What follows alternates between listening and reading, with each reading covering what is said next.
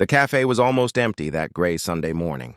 Rain drummed softly against the windows. The youngest CEO of a billion-dollar firm sat at the corner table staring into his untouched coffee. The world outside saw him as powerful, confident, unstoppable, but inside, he felt like a hollow shell.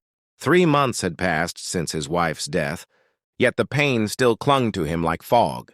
His mornings had become rituals of silence, coffee, emails, and the haunting emptiness that came after every sip. He used to love this cafe. It was where he and his wife would sit every weekend, planning trips they never took, laughing about small things that now hurt to remember. Today, he came out of habit, not hope. He rubbed his temples, wishing for a moment of peace. That's when he heard a small voice. "Are you okay, sir?" Daniel looked up, startled. A little girl stood in front of him, maybe 7, wearing a pink raincoat and holding a stuffed bunny. Her brown eyes were wide and innocent. He blinked. "What?" "You look sad," she said simply. "My mommy says when people look sad, we should ask if they're okay." For a second, Daniel didn't know what to say. No one had asked him that since the funeral. I'm fine," he managed, forcing a smile. But the girl frowned. "You don't look fine." Then she pulled out a napkin and started drawing with a crayon she had in her pocket. After a minute, she slid it across the table. "Here," she said proudly. It was a stick figure of him, smiling with a sun above. "This will make you feel better."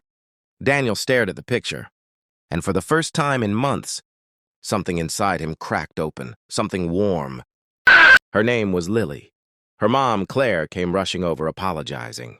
"I'm so sorry, she just wanders sometimes." But Daniel smiled, shaking his head. "It's okay. She just gave me the best drawing I've ever seen." Lily giggled, and Daniel found himself asking if they wanted to sit for a while. Claire hesitated but agreed.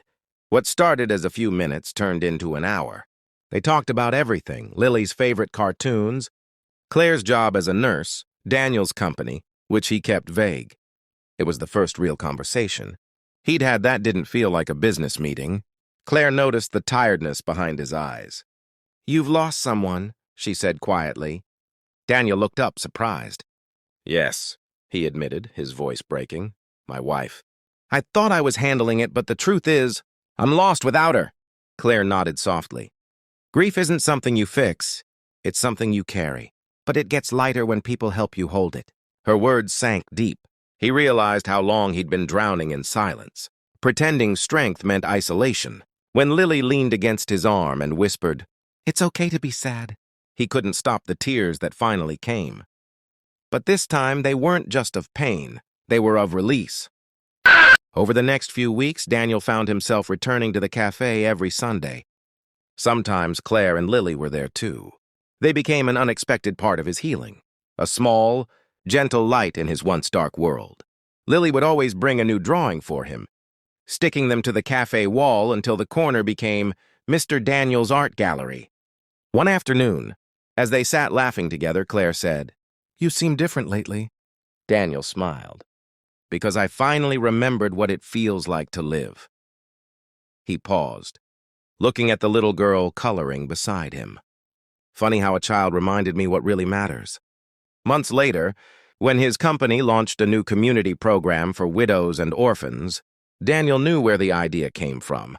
It wasn't business, it was gratitude. The kindness of a stranger's child had changed everything. Sometimes life doesn't send you rescue in grand gestures. It sends you a small hand, a pink raincoat, and a simple question that can heal even the loneliest heart. "Are you okay, sir?"